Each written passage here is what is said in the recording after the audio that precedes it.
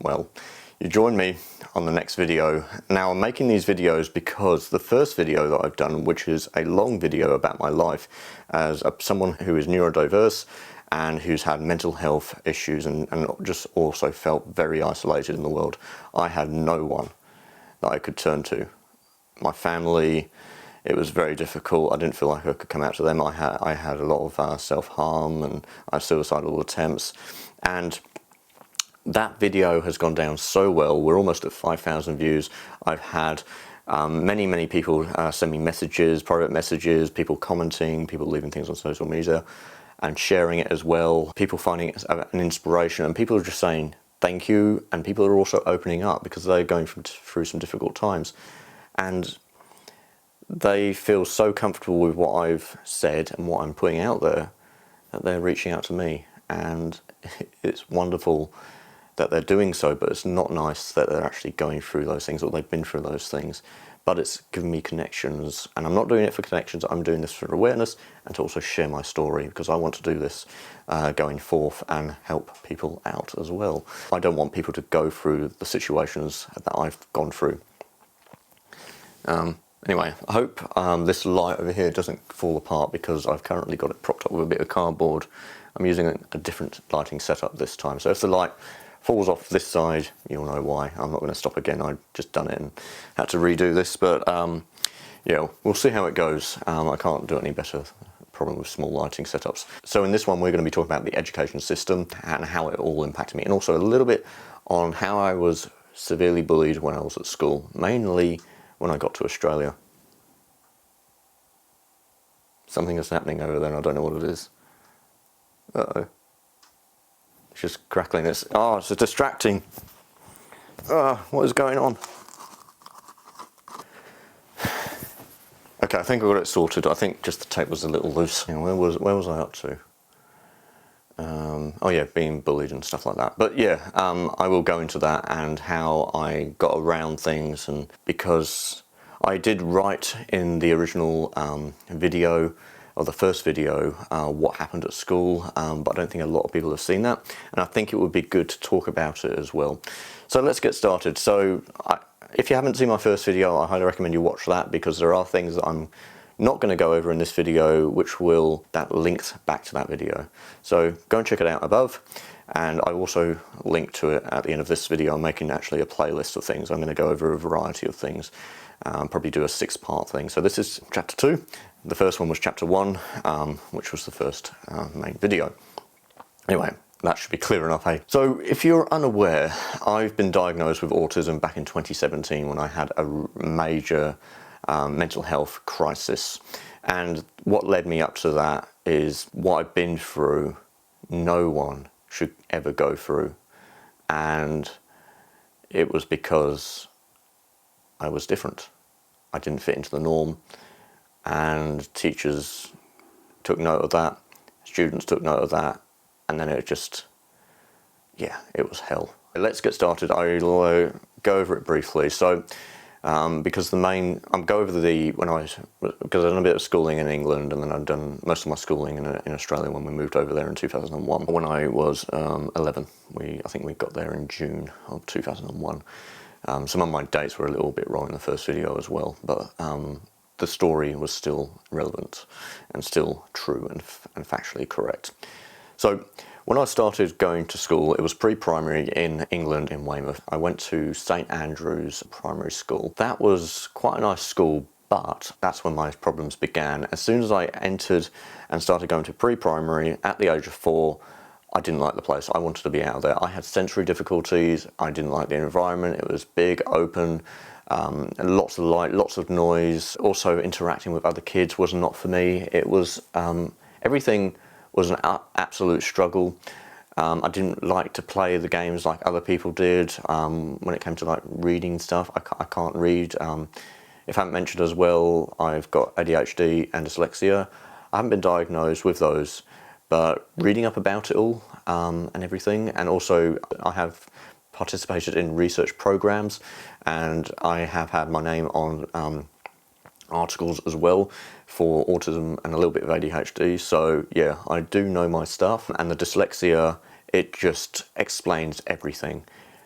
after many years of struggling, working out in the last, so I'm 35 now, working out in the last a year or two that I've got dyslexia explains, and it just like, it lifts so much off. And there are pros to dyslexia, but there are a lot of cons to dyslexia, which fall back to the mainstream schooling, which is a real problem.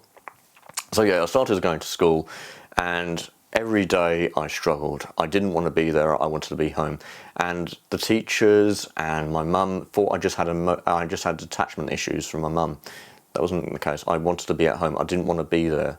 I didn't like that environment. But, you know, who's gonna, at the age of 4, how can you put into words, like how I'm putting them into words these days? I'm very articulate, and I'm very good at putting my thoughts into words and making it very connecting. Trying to choose certain words, and that's another thing I really struggle with words. I have a bit of a stummer, and I get the words wrong at times. And if I can't pronounce a word, I've got to think of another word that explains that same word. It's either a more complicated word or a more simple word. Yeah. Anyway, so yeah, I couldn't learn at school. I would just be looking out the window and going, I want to be out there, I don't want to be in here.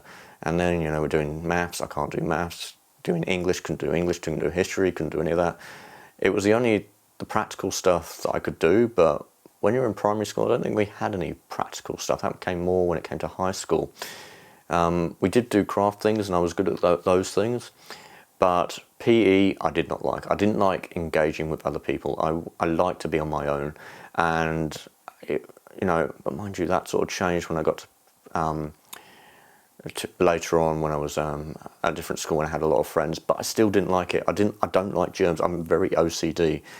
I don't like feet.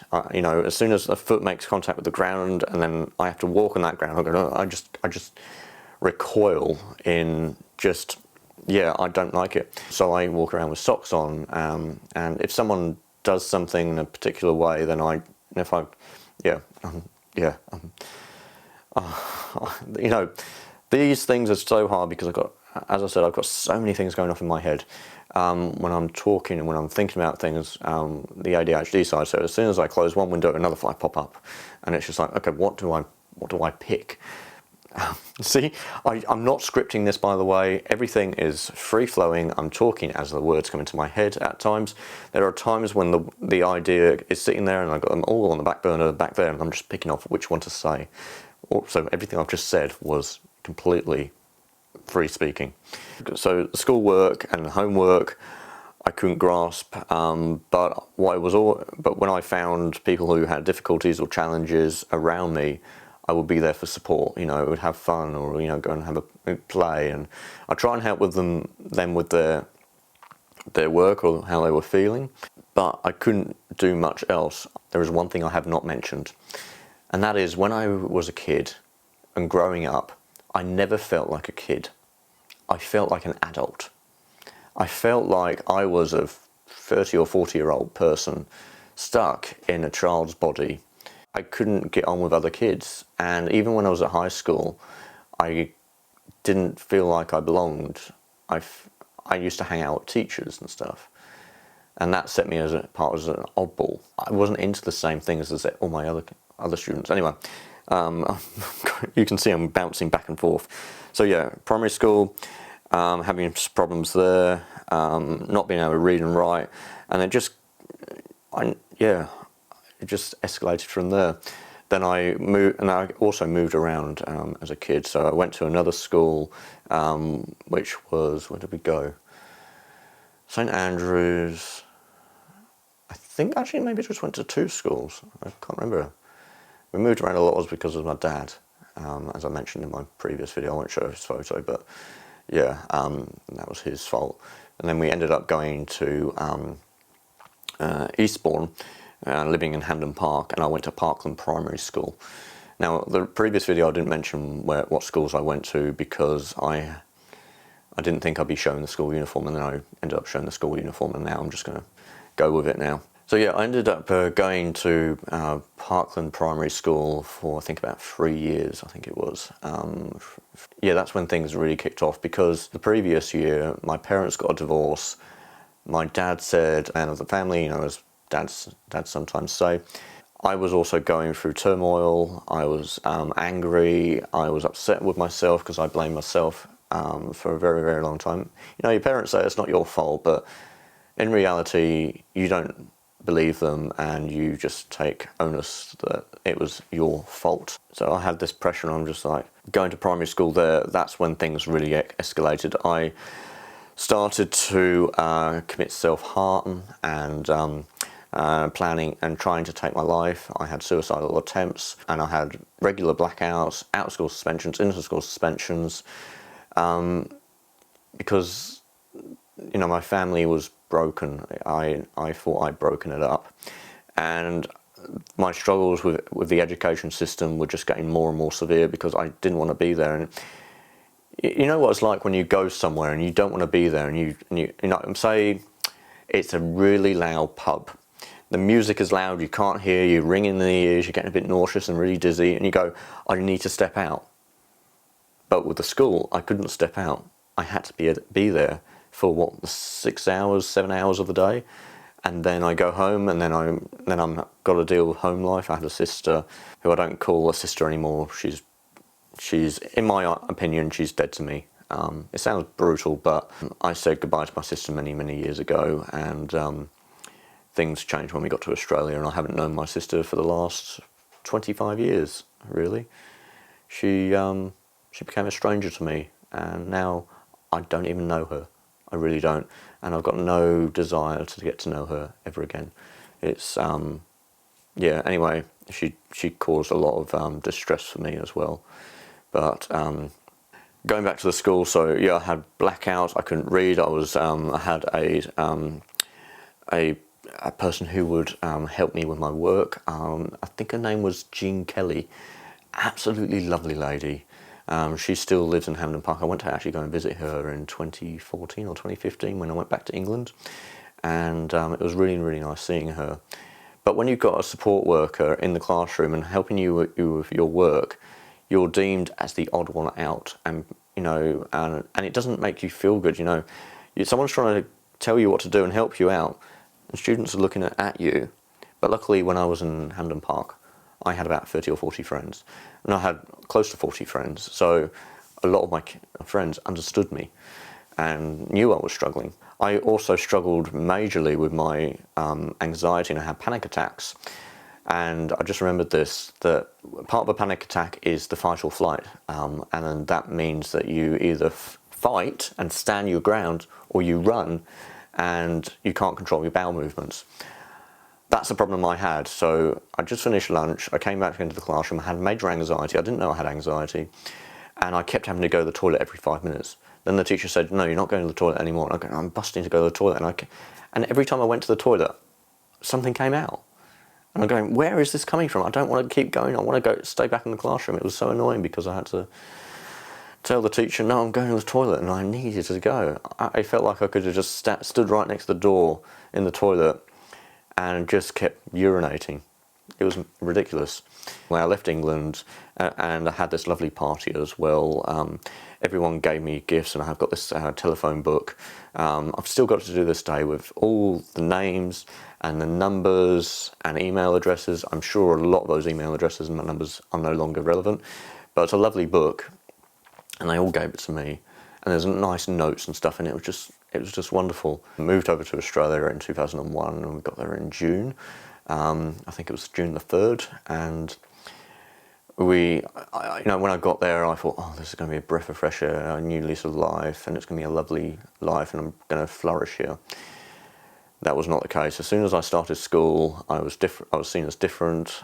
People would ask me to say things in English, you know, UK English, like "shine your shoes, governor," and little things. It's just like, and saying certain terms or saying certain words, and they would all laugh. And then I would start to get bullied even more, and then I would get beaten up. I would get into school suspension, out of school suspension. We had to learn languages in Australia. One of them was French. And since I can't grasp language, I would love to learn languages. I just can't work my brain into doing that. So when it comes to the languages and having to repeat these phrases, they would repeat it to me, and I would have to say it back. For me to grasp something and you say it to me, and then I have to say it back, if it's not said and done within a 2 or 3 second window, I don't know what it means. I'm playing those things in my head, and then it's going like, okay, this is getting complicated, it's building up layers and layers and layers, and then it just basically, as your computer does, and when it's got too much, it just goes, and then it crashes and it freezes. That's what happens with me. Anyway, I was told to do these things, and then I was put on top of more seats in the classroom, stacked up in the French classroom. I'm not allowed to leave until I say this phrase, and I'm going, I can't say it, I don't know how to say it. And they're going, we've repeated it multiple times, you have to say this before you leave. And I'm going, I'm not going to be able to do this. And my anxiety was increasing, I was having a meltdown, and I was getting very angry that I wasn't being heard, that saying no, I can't do this, and they're just thinking that I'm being lazy or something, and I'm not trying. But I was trying, but I couldn't do it. And I ended up, I can't do this, I'm leaving. And I think I swore at them. And then I ended up 3 days inter-school suspension for swearing at a teacher and for leaving the classroom when I hadn't been given permission to leave. That was pretty much how it all went. The school in Australia, by the way, which was Woodlapine Primary School in Forestfield. And yeah, I had the headmaster was Mr. Bender, or Brian Bender, and also Doug Taylor, I think his name was one of the teachers. And you know, Australia was very harsh on me. It's a very different way of life there, very, very different. They were very, very into their sports, and it was very, very competitive, I found, and very, very judgmental. And as soon as you've got a weakness or a flaw or a different characteristic, then things just get worse from there. Anyway, I built up some enemies because I was the way I was. I didn't act normal, well, whatever normal is. So what happened was, when it came to me leaving school, and oh yeah, by the way, no one believed me when I was at school. No one believed. If I got in trouble, you know, these 2 girls, I said about in my previous video, there were these 2 girls that made up this lie, and it was not true. They said I'd done something to them, and the principal then called me and then said, you have to apologise to these 2 girls. And I said, oh, no, I'm not. I haven't done anything wrong. And they said, well, if you're not acknowledging that you've done anything wrong, you're going to have 3 days of inter-school suspension. I went, okay. I went to my classroom, grabbed my bag, and I ended up sitting in the medical bay for, I think, 2 or 3 days. You know, it was about the 3rd day. Then Mr. Bender, or Brian Bender, I came into the medical room and said, those girls had been in to see me, and they said that they made it all up and you're free to go. And I said, what's going to happen to them? And he said, nothing. So they got off scot-free. And by the way, those 2 girls were bullies. They would make up lies and torment me and laugh at me, and you know, it was just school antics, and it's just horrible. I was about to go from Woodlapine Primary School, and then I ended up having to go to a different high school. Now, I didn't mention the high school that I was going to get stabbed at, or not stabbed at, but I had death threats if I went there, and that was Forestfield Senior High School, which is now called the Darling Range something or other high school. Since I had death threats, I knew that school was very bad. There's been stabbings there, there's been murders, there was drugs, there's sex offences that happened there. It was in the newspapers. It's a very, very rough school. So I went to my mum, can I go to a different school? I don't think I told her why. I ended up going up the hill to Lesmurdie Senior High School, which was one of the worst schools I've ever experienced when it came to bullying. People, I think high school, just, if you've got any weakness or any difference, you were just treated ever so badly. Now, back then, I was 46 kilos, 160-ish centimetres. I had my chin down to my chest. I never lifted it like I have it now. Like, well, we can't really see it now because of the beard, but I never held my head like this. It always felt weird. And so I always had my head like this, backpack on, walking. I had my shirt tucked into my trousers because that's how I was taught in England, and it didn't feel right doing any other way. So I'd done that. And there were some classes that I started to excel at, and that was science. As soon as I found something that I enjoyed, I started to really push through. But then I was told to slow down and going, okay, well, it's either, for me, it's either full speed or nothing at all. So when I was told to slow down, I went, okay, I'll just have to wait for everyone else to catch up. And I remember being in science, I can't remember the science teacher's name, she was a lovely lady. She really liked how much work I was doing, and that's when I was able to sort of read. I was sort of able to just find facts, work through, and my brain was just finding it and working it all and saying what needed to be said, because you basically had these questions and they had to go back through the book, and it was all in a logical order, and then I was able to write. So that made sense. But when it came to reading a book and saying things out loud, that's what I couldn't do. I still can't, which is why I'm not doing a script for this. I can't do scripts. I can't even read my own writing when it comes to scripts. I look at it and go, and then I go, hang on, have I said that right, or have I spelt that right? And then I go, hang on, yeah, so it doesn't work. So anyway, so I was good at the science, then I was told to slow down, then I just went, oh, bugger this. I was happy at this time. I was on my own. I'd just done my own thing, and I didn't have any friends, and I loved it. Then the school noticed that I didn't have any friends and I wasn't hanging around with anyone at lunch. Then they went, okay, we need to fit in with someone. So they put me with people who were probably the smartest kids in the school, or in my year. And they looked at me and I'm going like, oh, why are we here? You know, I don't want this. And the school said, right, you need to be with these good kids. These are your friends. I'm going, no, they're not. So as soon as the teachers left, I went, I'm not going to be friends with you, and I left. Anyway, I ended up falling into the wrong crowd, which was, I'm actually going to start mentioning names, to be honest. I don't give a damn. There's nothing that can be done, because if anyone has a problem with this, then, you know, it's their fault that that I'm the way that I am, and yeah, so their voices, their names need to be heard.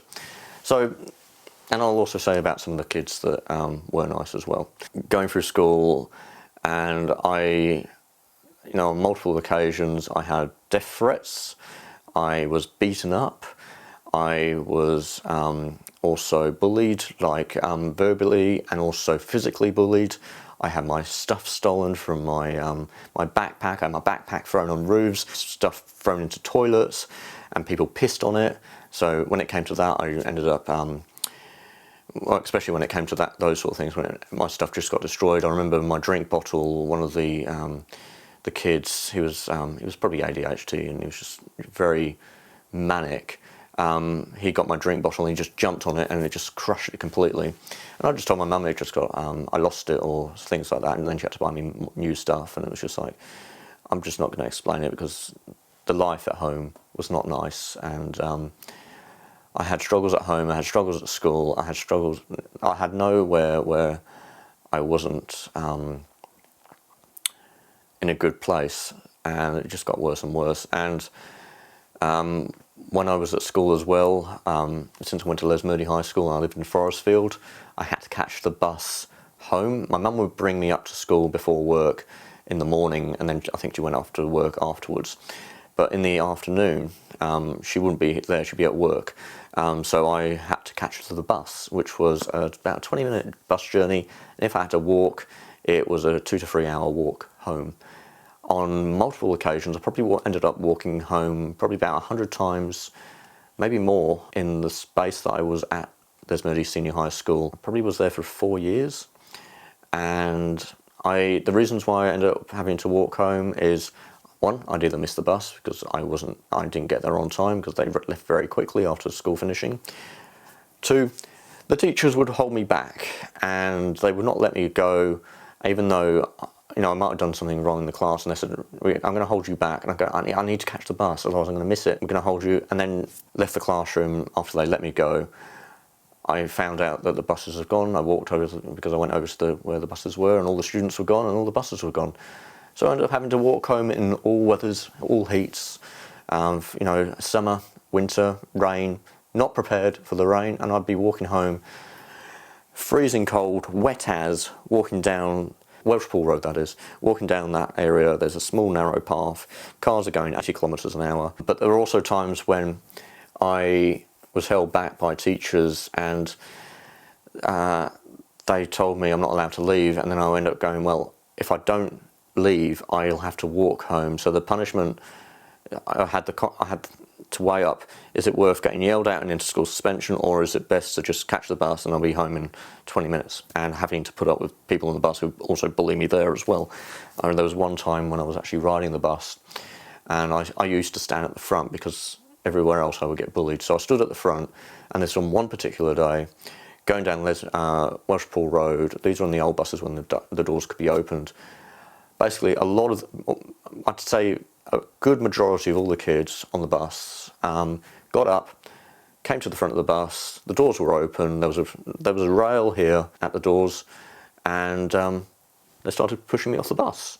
And the bus driver looked over at me as my bag was brushing, because I had my backpack on, it was brushing the branches, and the bus driver looked over, and then I was holding him for dear life, otherwise I would have gone out the door, died, and just, you know, I can't imagine what would have happened. But the only reason what stopped it from happening, going any further, is the bus slowed down and they were turning right, and then everyone just backed off, and that was basically attempted murder.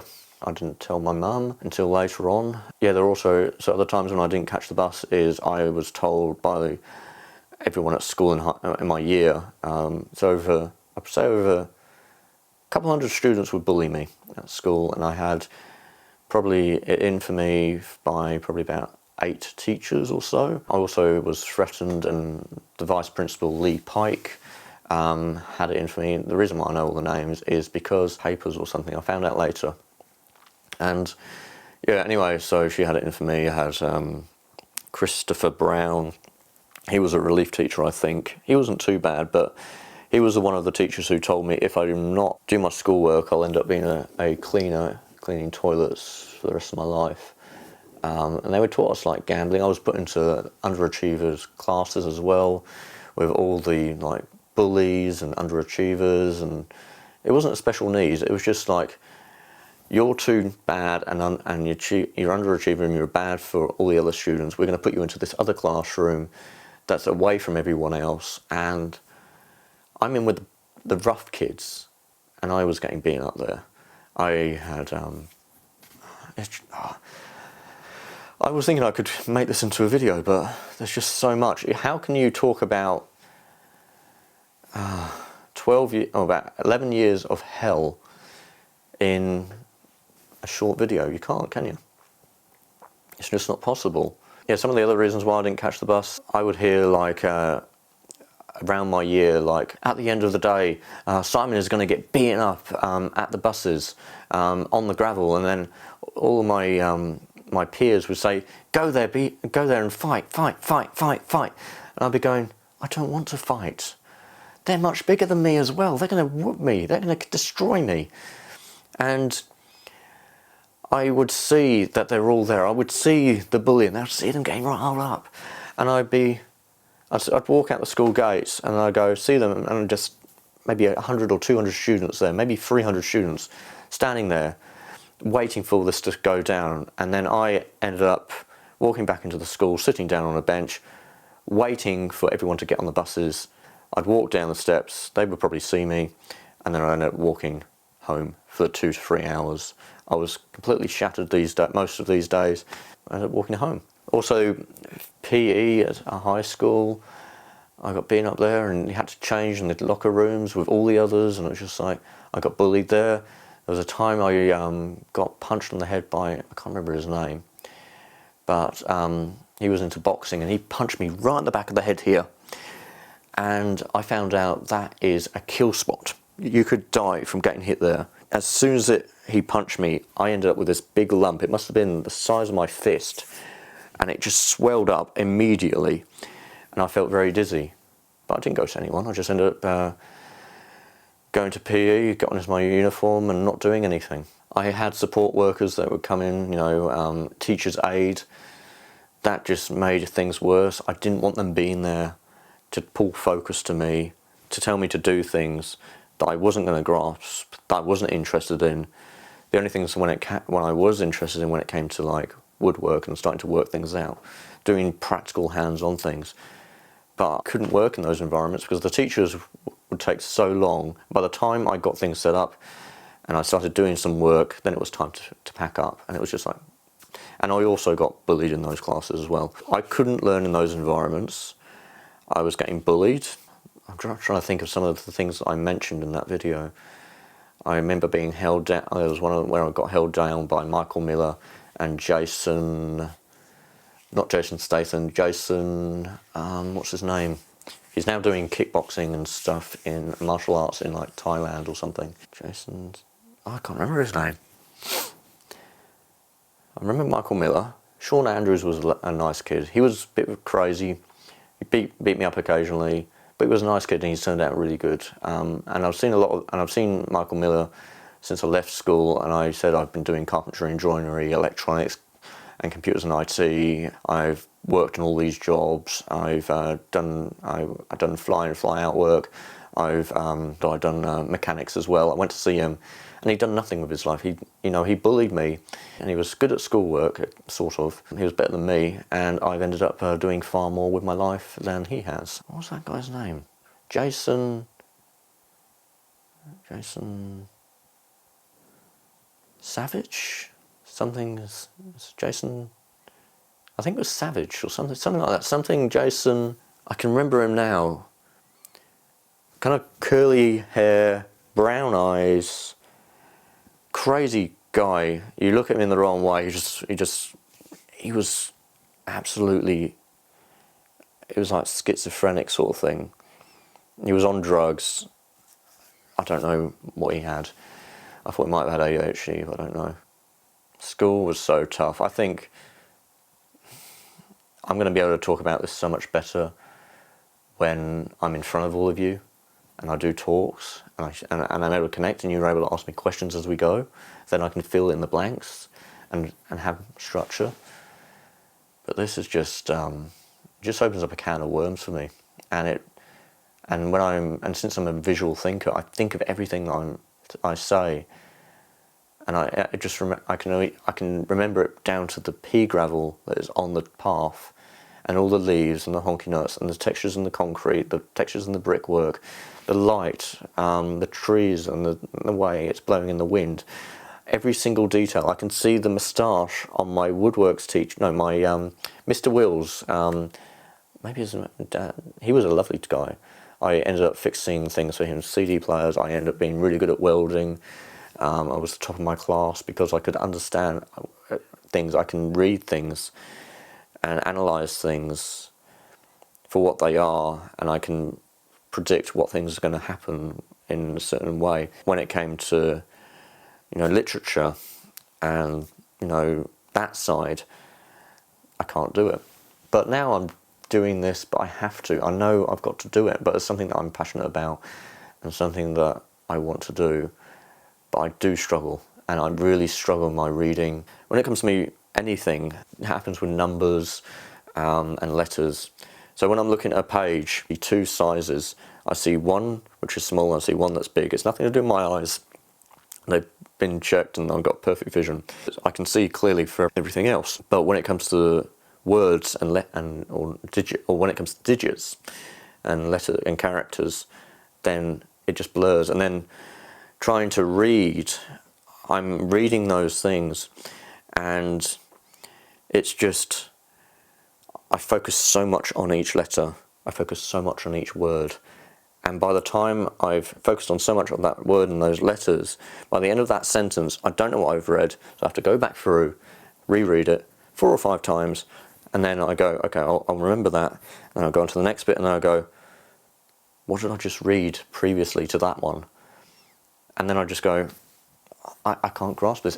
Unless it's something that I'm passionate about and I know, then it's not too bad. I start to absorb. But if it's something that I'm not interested in, I just realised I've done a stim, whatever it is called, a stutter. Yeah, that wasn't put on, by the way. It's just, yeah, that's normal. And so typically I edit those out, so I'm going to keep that in this one. Just realised how bad that one was. That happens, so I know when I do talks on stages, that will happen. And there's also moments I've noticed as well, like I do a mini blackout for just like maybe half a second, and I just go, I notice in a lot of my videos when I edit them, I end up pausing halfway through a word and then it doesn't make sense, and I have to sort of clone that or edit that, trim that section out. So yeah, reading and everything is so hard for me. I've got to do it. I do my absolute best to do so. I might not spell things correctly, I might not use the right grammar, but I'm at the point where this is the most I can do. Anything else will start to just push out other things out my brain when it comes to applying things. But yeah, school, I wish I never ever went to school. I wish I was able to go to other places. And I also had like this hillside farm thing where once a week, I think it was, or maybe once a month, once every 2 weeks, I can't remember the routine. Went to this farm, and it was still with the underachievers, the troublemakers, and I sort of enjoyed it there, but I didn't. But I found this guy, I think his name was Steve. He was into photography and wildlife, and he took me under his wing, and I preferred hanging out with him. But the people at Hillside Farm, who you had to do certain things, certain ways, you know, working, and I just wanted to be around this guy and learn from him, because he was so passionate about wildlife and nature and photography. I was inspired, and he showed me his gear, and I'm going, oh wow, and it was just amazing. And then seeing the photographs he captured, it wasn't the digital age, it was the film age, and I think he was shooting on Canon, so he must have had like a Canon 600mm f4 L lens, which weighs about 7 kilos, and then he had maybe a 400 2.8 as well, which was about a similar weight.